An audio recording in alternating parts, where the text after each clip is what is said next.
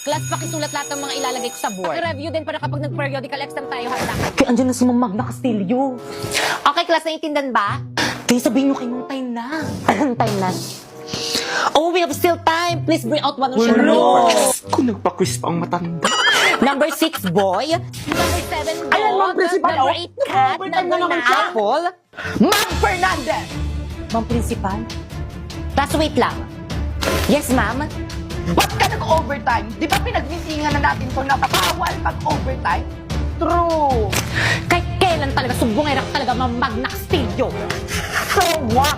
Ma'am Principal, dapat ayan si Ma'am Castillo yung pinapagalitan niyo. Alam niyo ba yung mga nakshi niyang mga lalaki, laging nakatambay niya sa may classroom namin, nilalandi yung mga nakshi kong babae. Babe, dito muna ako sa room nyo. Sige, babe. Ano ba? Nakikiliti ako. Okay, class. Ay, ma'am. Class, huwag na kayo magpapasok ng taga-ibang section dito sa may classroom natin. Yan, kalandian Bad kasi. yun. Ay, sorry po, ma'am. Ma'am Castillo, totoo